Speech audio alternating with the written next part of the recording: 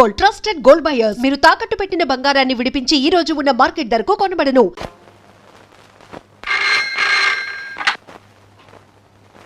Hello, నేనమ్మా లత. ఏడు బాబాయ్? నీకు good news.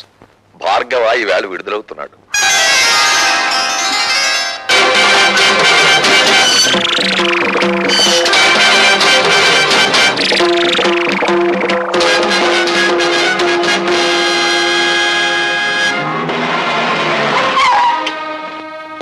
Welcome mister Pratap Rao. నాకు పుట్టినరోజు శుభాకాంక్షలు చెప్పడానికి వచ్చారా? పుట్టినరోజా? Of course.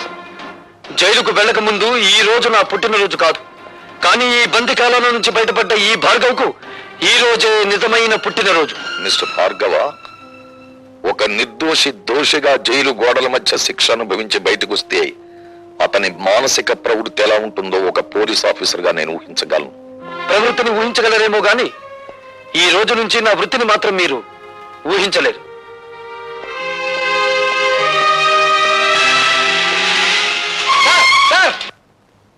Sir, good morning sir. ఈ రోజే కదా మా భార్గవ్ రిలీజ్ అయ్యింది. భార్గవ రిలీజ్ అయి వెళ్లిపోవడం కూడా జరిగింది. ఏడు బాబాయ్ నువ్వు అనేది? భార్గవ వెళ్ళిపోయాడా? ఎటు వెళ్ళాడు సార్? భార్గవ ఆవేశంలో ఉన్నాడు. ఆవేశంలో ఉన్నవాడు ఏ దిక్కుకు వెళ్తాడో ఎవరు చెప్పగలరు? ఎక్కవే నువ్వు ఎక్కువ. వాడెవడో జైలు నుంచి వస్తున్నాడని మమ్మల్ని పుట్టింటి పంపించేస్తారటండి. మా తమ్ముడు ఉద్యోగ ప్రయత్నంలో ఉన్నాడు కదా, కనీసం వాడైనా దగ్గర ఉంచుకోండి. ఏమే, అవతల పొజిషన్ థ్రిల్ అయిపోతుంటే ఇంకా పురాణం చెప్తూ కూర్చుంటావంటే నువ్వు కారు ఎక్కువ ఉండండి. 4 రోజులు గడిచినాయి అంటే గతం మర్చిపోతాడు, అన్ని గొడవలు సర్దుకుంటాయి. ఏం కంగారు రే, మీ అమ్మగారి పురాణం మీద కొత్త అయినట్టు సొత్త కూకుంటావేట్రా పోనీ. చాలండి సంబరం.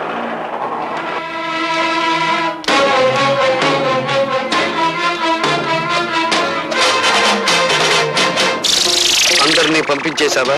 పంపించేశాను. పిచ్చిగాడిదే, నిన్ను చంపితే సాక్ష్యం కూడా లేకుండా చేసుకున్నావు కదరా. నన్ను చెప్తావా? అమ్మో, ఎవడైనా ఎవరి నుంచి అయినా తప్పించుకోవచ్చు కానీ ఈ భార్గవరాముడి చేతుల్లో నుంచి తప్పించుకోలేరురా. నేను నీ పాలిటి మృత్యు దేవత. నన్ను చంపి చేయకండి బాబు, క్షమించండి. క్షమిస్తాను. విధ్వంసకాండ పూర్తయ్యాక విశ్రమిస్తాను.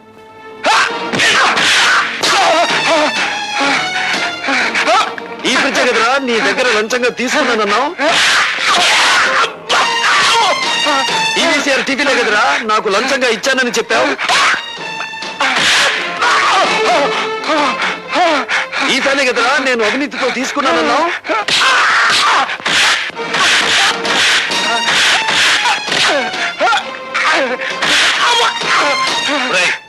డీసీపీ ఫోన్ చేసి నేను నిన్ను కొట్టానని చెప్పి వద్దులండి చెప్పింది చెయ్యి.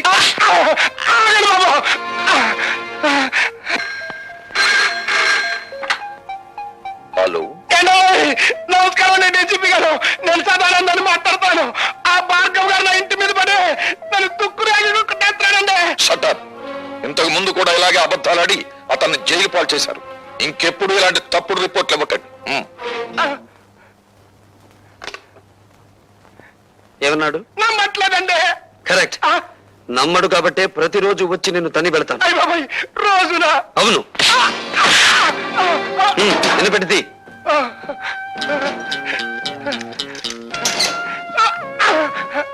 ఇది నువ్వు నాకు ఇవ్వని ఫ్రిడ్జ్, వీసీఆర్, టీవీ, ఫ్యాను కొనుక్కోవడానికి కావలసిన డబ్బు. ఇది ఇంటల్లుడిలా నిన్ను ఇంటికొచ్చి కొట్టిపోవడానికి మోటార్ సైకిల్ కొనుక్కోవడానికి కావలసిన డబ్బు.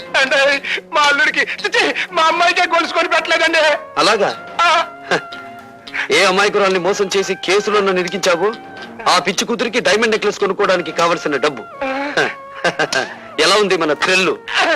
అసలు థ్రిల్ అంటే ఎట్టుంటుందని ఇప్పుడే తెలిసిందండి. వస్తా. మీకంటే బందిపోట్లేనివ్వండి బాబు. అన్నయ్యడండి. ఊరంతా వెతికండి, ఎక్కడ కనిపించలేదు. కనిపించలేదా? అసలు జైలు నుంచి విడుదలయ్యాడా? అయ్యాను. నేను విడుదలవటమే కాదమ్మా, చట్టం గొడుగులో న్యాయం ముసుగులో బందీగా ఉన్న ఈ వ్యవస్థకు గుణపాఠం చెప్పబోతున్నాను.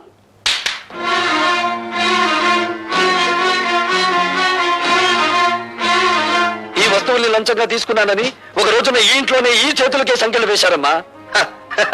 అవే వస్తువులు ఇప్పుడు దౌర్జన్యంగా తెచ్చాను. అడిగే దమ్మున్నవాడు లేడు, ఎక్కడ పని ప్రశ్నించే హక్కున్నవాడు లేడు. హక్కున్న వాళ్ళ మేమున్నాను రా. నువ్వు చెడిపోయి తీసుకొచ్చిన ఈ వస్తువులన్నీ స్వీకరించడానికి మేము సిద్ధంగా లేవు.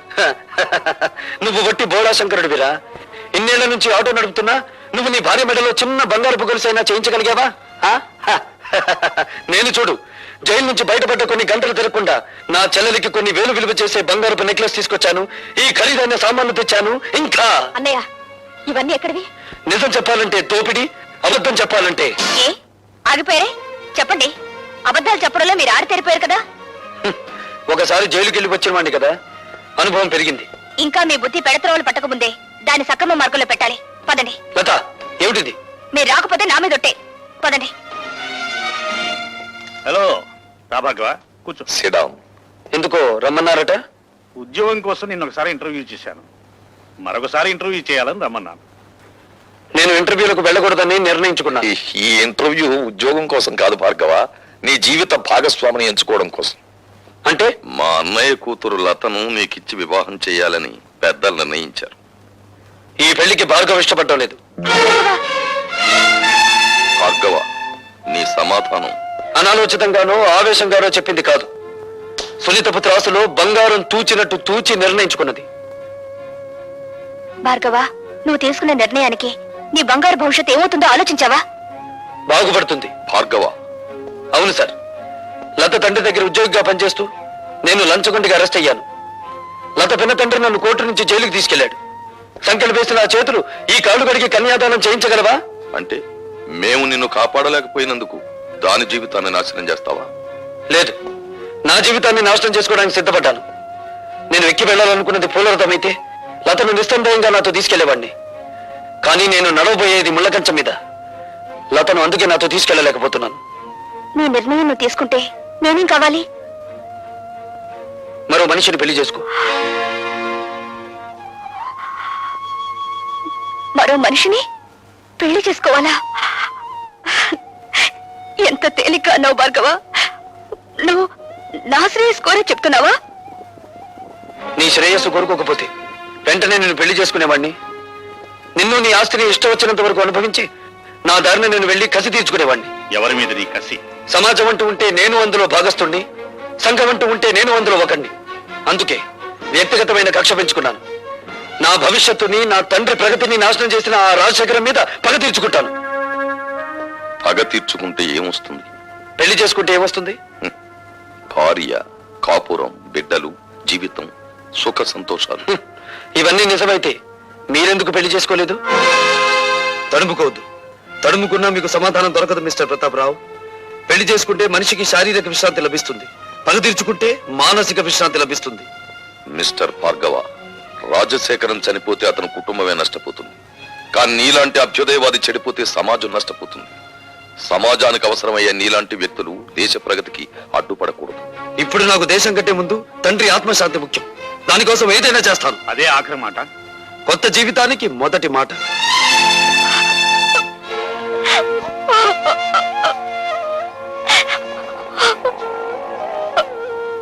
ఊరుకోమా, ఊరుకో. అతను ఎంత చెప్పినా వినే మనిషి కాడమ్మా. ఆవేశం చల్లారిన తర్వాత అతనే తిరిగి వస్తాడులే. ఊరుకో.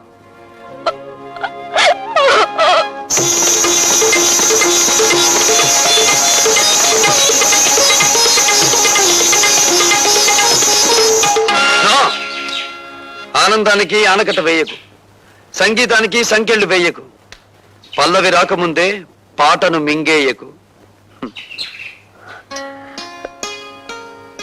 నా కోసం మళ్ళీ వచ్చారా? నన్ను రప్పించిన నీ అందానికి నా జోహార్లు. ఈ కొత్త దారిలో నాకు నడక నేర్పు, ఈ కొత్త జీవితంలో నాకు మాట నేర్పు. వీల్లేదు, మీరు ఇలా కావడానికి వీల్లేదు. నో, నువ్విలా మాట్లాడడానికి వీల్లేదు. ఇక మనకన్ని ఆటలు పాటలు మజాలే. రా.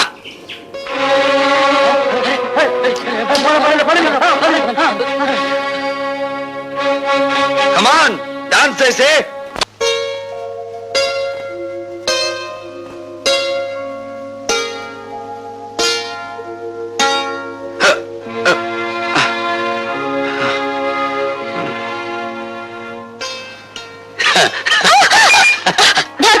ఏమిటిది?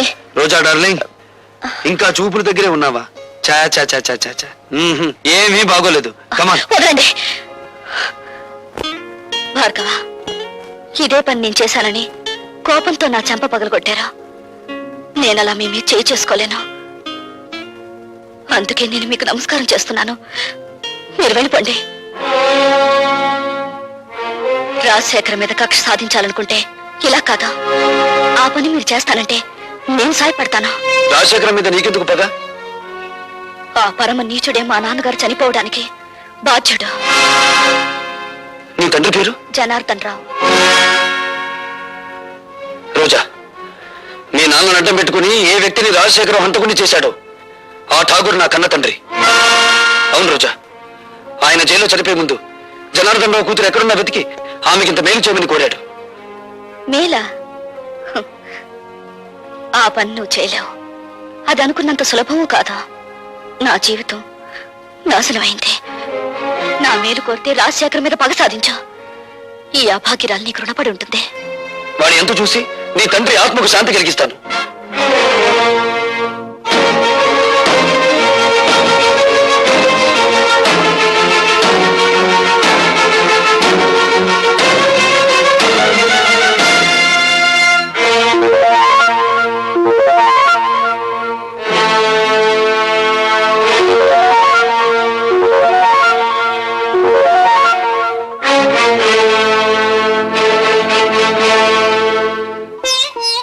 ఈ ఇంటికి మగవాళ్లే గాని ఆడవాళ్లు రారే. ఇంతకీ ఎవరు మీరు? నీలా తీగిన గాలిపటాన్ని కాదు, నీలా ఇంగిలి విస్తరాకుని కాదు. ఉపమానాలు విసురుతున్నారు. మీరు రచయిత్రా? నేనెవరైతే నేనులే. నువ్వేం చేయకూడదో చెప్పిపోవడానికి వచ్చాను. నాకు శాసించడమే అలవాటు గాని శిరసా వహించడం అనేది చేత కాదు. ఆ పొగరే నీ కళ్ళు నీ నెత్తి మీదకి వచ్చేలా చేసింది. నెత్తి మీద మా కళ్ళు లేకపోతే ఆకలి పెంచుకుంటూ వచ్చే రసికులందరూ మా కాళ్ళు పట్టుకోరుగా. నువ్వు ఆడదానివా, ఆడించేదానివా? ఆటలు ఆడిస్తాను, రాగాలు తీయిస్తాను, నవ్వులు నవ్విస్తాను. ఏడవకుండా ఇతరుల్ని ఏడిపించగలవు కూడా. అవునా? నువ్వు ఒట్టు రచయిత్రవే అనుకున్నాను. శూర్పణఖలా ఉన్నావే. కాదు, రాముణ్ణి ప్రేమతో కోరుకుంటున్న సీతను నేను, కామంతో దోచుకోవాలనుకుంటున్న శూర్పణఖవి నువ్వు. నా మీదంత నింద వేస్తున్నావే. నీకేం ద్రోహం చేశాను? ప్రేమ పెళ్లి అనే పదాలకు అర్థం తెలుసుకుంటే నువ్వు నాకేం ద్రోహం చేశావో నీకే తెలుస్తుంది. ప్రేమ ప్రేమ అనే పదానికి అన్నప్రాసన రోజునే నీళ్లు వదులుకున్నాను. పెళ్లి అనే మాటకి అక్షాభ్యాసం నాడే అర్థం మర్చిపోయాను. శీలాన్ని సమర్థబంతిలోనే చుట్టి వీధిలోకి విసిరిపారేశాను. అవేమీ ఇక్కడ దొరకవు. సుఖం, భోగం అనే రెండు మాత్రమే ఇక్కడ దొరుకుతాయి. మీ చేతుల్లో చిక్కుకున్న విలాస పురుషుల భార్యల కన్నీళ్లు దొరకవా ఇక్కడ? మీరు భార్గవ భార్య? ఆ అదృష్టానికి నువ్వే దూరం చేస్తున్నావు. చూడండి, భార్యకు భర్త మీదే అధికారం ఉంటుంది, కానీ వెలయాలికి ఊళ్ళో వాళ్ళందరి భర్తల మీద అధికారం ఉంటుంది. షరాప్! కోపం దేనికి?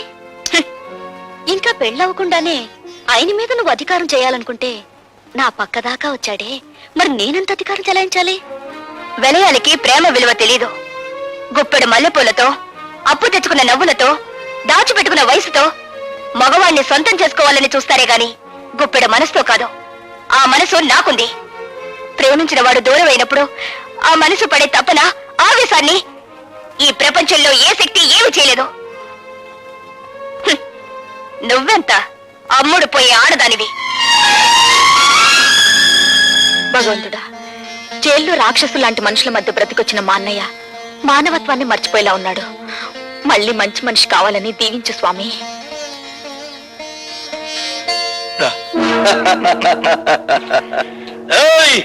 భార్గవ్ గారు బాగుపడాలని కోరుకుంటున్నారా? ఆయన మేం బాగు చేస్తాం. ఏడున్నాడో కొంచెం వివరంగా చెప్పండి. ఎవరు మీరు?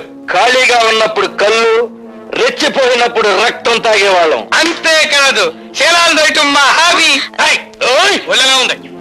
చూడు, భార్గవ్ ఎక్కడున్నాడో చెబితే నష్టపోయేది మీరే నా చోటలా. సమట్లంటున్నాడు అన్నాడా? బ్యాటరీ మంచి పవర్ లో ఉన్నట్టుంది. కొడుకుని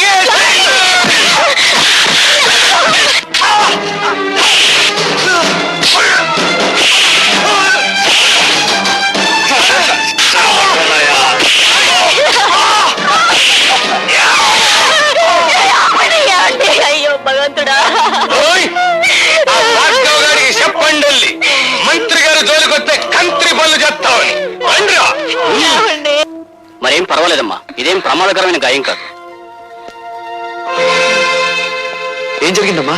ఆ దాసుగారు మనుషులు వచ్చి వద్దు పద్మ, జరిగింది ఏమిటో తెలిస్తే వాడు ప్రాణాల మీదకి తెచ్చుకుంటాడు. జరిగిందేమిటో నాకు తెలిసిపోయిందిరా. ఇక జరగాల్సింది రాజశేఖరానికి తెలియజేస్తాను. ఇంకెందుకు ఏడుస్తా? సమస్య తమ్ముడు.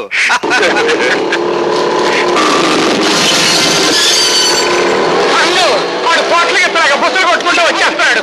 దాసు, వాడు లోపలికి రాకుండా ఒళ్ళు హోలంచే అన్న తమ్ముడు.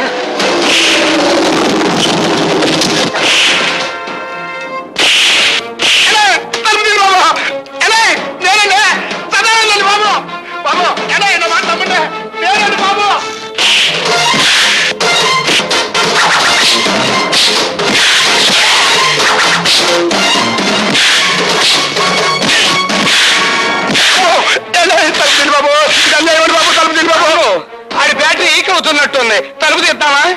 తలుపు తీస్తే అనవసరంగా భార్గవ్ గారిని మనం చంపాల్సి వస్తుంది. శవరాజకీయమా?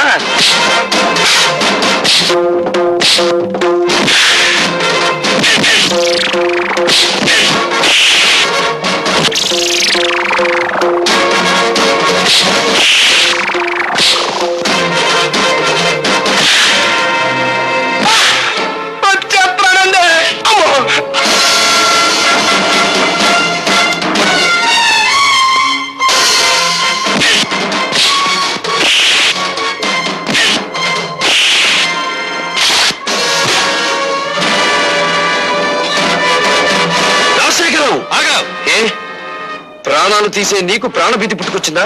తుపాకీ చేత పట్టావు. ఇది ప్రాణభీతి కాదు, ప్రాణాలను తీసే రాజనీతి. నా ప్రాణాలు తీయడానికి నీ దమ్ములు, నీ ఇన్నపెట్టిలో ఉన్న సొమ్ములు చాలవురా. ఒరేయ్, నా తల్లి శ్మశానంలో పిడికెడు బూడిదగా మారడానికి కారణం నువ్వు.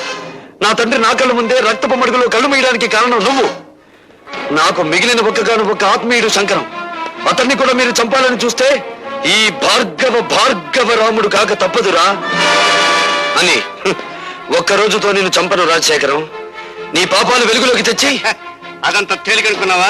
ఎస్, జలగంగ పథకంలో ఇంజనీర్ ని చంపి మీరు డబ్బు కాజేసిన ఫైళ్లు, ప్రజా వైద్యశాల పెడతానని చెప్పి ప్రైవేట్ హాస్పిటల్ గా మార్చుకున్న ఫైళ్లు, బట్టబయలు చేసి నిన్ను వీధుల్లో కీడుస్తాను. ఆ ఫైల్ ఏమన్నాయో మన నాకేంకా చెప్పాలా? నువ్వెవరు తెలుసుకుంటా? సాక్ష్యాలు సంపాదించి తీరతాను. నీ ప్రాణాలు అంతరిక్షంలోకి పంపించి తీరతాను. అన్ను తమ్ముడు, ఆ భార్గవ్ గారి చేతికి సాక్ష్యాలు దక్కడానికి వీల్లేదు. సదానందంతో చెప్పి గొడవల్లో ఉన్న ఇనుము సిమెంట్ ఊరు దాటించు. ఎలా సాధిస్తాడో నేను చూస్తాను. And for more videos, Please subscribe to iDream. Please subscribe to iDream. Please subscribe iDream. And please subscribe to iDream. For more videos, subscribe to iDream. please like, share and subscribe to the channel. Congratulations, iDream. Subscribe to iDream. Subscribe to iDream. So subscribe to iDream Media. iDream team andarki huge congratulations. Please subscribe iDream Media. Please subscribe to iDream. Subscribe iDream. Please subscribe to iDream. iDream అంటే నా కళల ఛానల్ను subscribe చేసుకున్న నోరు తిరుగుతలేదు. మీరైతే గంట గుర్తు కొట్టండి. For more such videos, please subscribe to iDream. Subscribe to iDream. Please subscribe to iDream. Please subscribe iDream Media. Please do subscribe to iDream. Please subscribe to iDream Media. For best entertainment and information, please subscribe iDream. And don't forget to subscribe to iDream.